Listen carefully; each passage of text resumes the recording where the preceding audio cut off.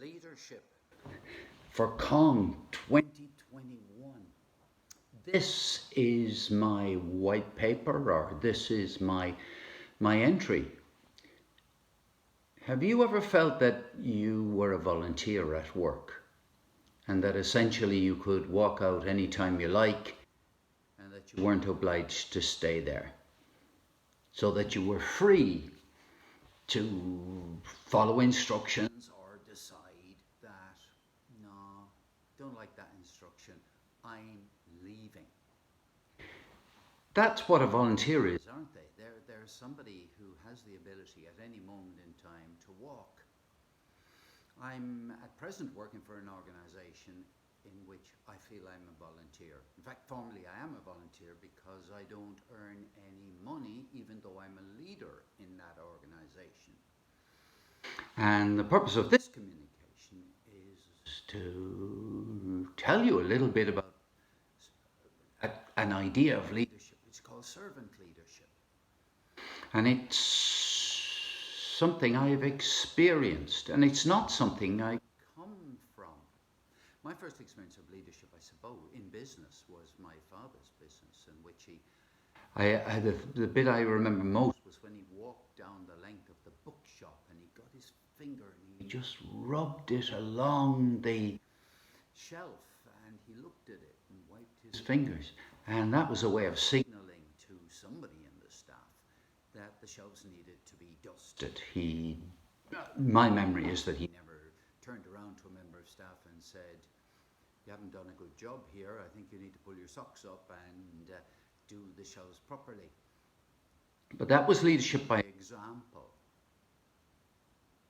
I never thought that much about it until I found myself working in London Transport. Okay, a quasi-military organisation where command and control was expertly carried out. And people were told what to do. There was a discipline book, and if you broke rules, you had to go and see the manager, and various things happened to you. But essentially, you were there, and you could be fired, you could be instructed, and that was quite a skillful business in order to conduct that in a way that didn't have everybody walking out on strike. And sometimes they did, by the way. I went from there to work for the National Trust, where the culture in the National Trust in the UK was very much bound up with values. It wasn't the only thing that was important, but it was clear that there were certain almost unwritten rules about how you could behave as a leader, as a manager, towards other people. And the way you could behave even as a member of any working team. You couldn't shout at people, you couldn't swear at them, you could kind of compel people to do things. There was a disciplinary system, but it wasn't half as disciplined as London Transport. But it did give me the idea that, hey, I was working for an organisation which had a small number of employees and a huge number of volunteers. And that's where I thought most and was shown most about employees being treated as if they were volunteers. And I suppose the next big step change I had was when I joined Toastmasters International, which is a voluntary organisation in which there's absolutely no question about it. The form of leadership exercised throughout the entire organisation from, well, you could say from the bottom up or from the top down, depending on what language you want to use, was a thing called servant leadership. Now, just in case you think it only works in a voluntary organisation, this book, Leadership is an Art by Max Dupree, is a fabulous book about a company, well, built out of the experience of a company called Herman Miller. And let me just give you a little quotation out of this. The first responsibility of a leader is to define reality. The last is to say thank you. It goes on, and I won't quote you much of it. The measure of leadership is not the quality of the head, but the tone of the body. And it goes on, and it pays huge credit to Robert Greenleaf, who wrote a book called Servant Leadership. in the art of servant leadership. I've just downloaded through Audible. I have never read it, but one of the whole ethos within the whole culture within not the National Trust, within Toastmasters International, is that you can't tell anybody anything. I've been a club president. Well, I am a club president at present. That means you're the most, in a kind of way, you're meant to be the best example of leadership within the entire club. I've been what's called an area director, responsible for supporting 6 clubs. I've been a division director, responsible for helping 4 area directors support about 22 clubs. And there's all sorts of other hierarchies within the organisation, up to district, and district is the whole of Ireland, the whole of Scotland, half of Wales and half of England, for example. And the whole thing only operates on the basis of people being willing to do something. And you know, the same as in any organisation, some people do a lot and some people do a little.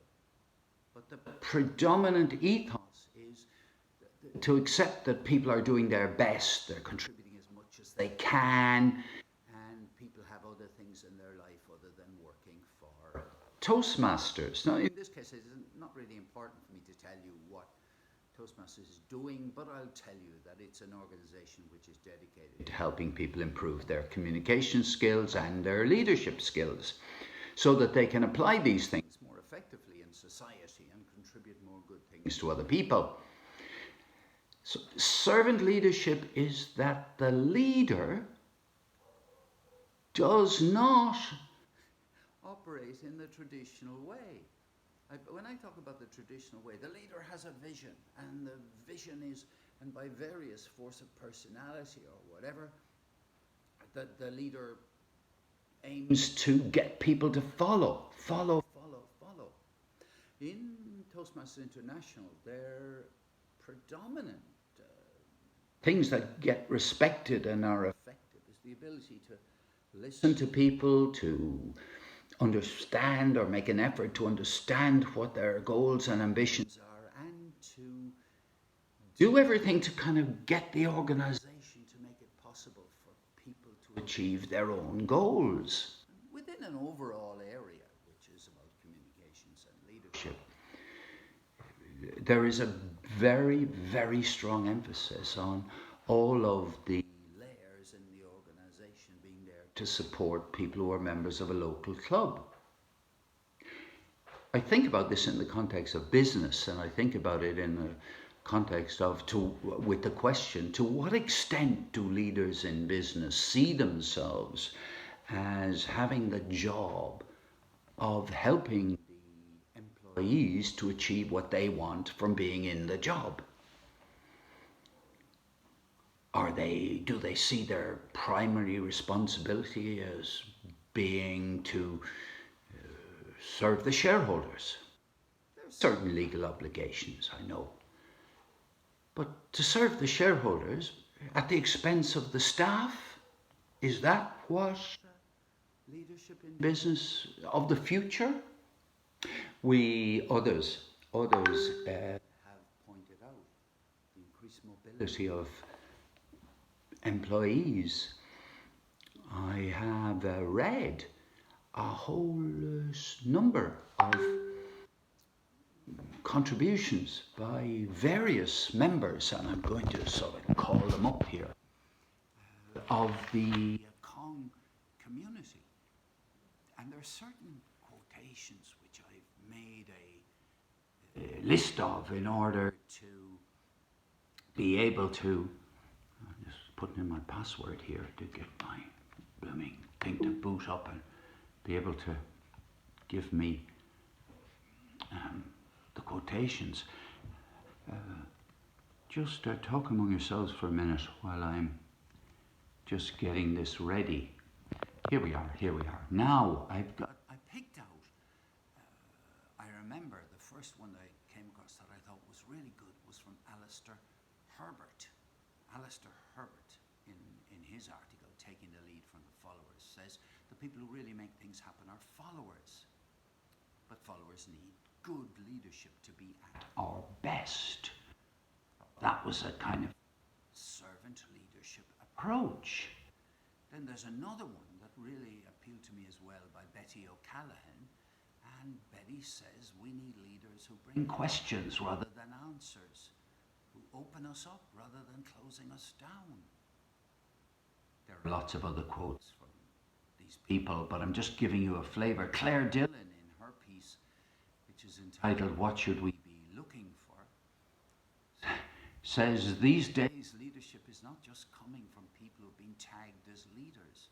Top-down hierarchies and power structures obviously still exist, but many have proved that is certainly no longer necessary to be appointed to a position of authority to be able to lead. Okay, so there are, Frank Hannigan talks about we live in an age where formal power and the establishment once again doesn't have the trust of the Irish people. Well, employees in organisations would be bonkers, in my opinion, if they most of the time trusted their leaders. Yeah, there's a kind of a contract there in which both sides need to be a bit cagey about each other. Yeah, there's a great quote by Dermot Casey from Machiavelli, highly recommended to you. And then there's the other one that really came to me. This is the last one, Paul Freeney, in his piece, Our Leaders Forged in Fire. There's this kind of a bullet point. To lead, you must first learn how to follow. So there, I wanted to give you a little bit of my personal experience, how applicable the behavior of servant leadership is to commercial organizations. I suspect it's a lot more relevant than leaders agree about, but also I think it's widely espoused, but how much is it carried through in action? Well, it's up for you to, shall we say, discuss, brood about, and if you have taken 12 minutes or 13 minutes of your life to pay attention to all this, I thank you very, very much. And I hope to be in contact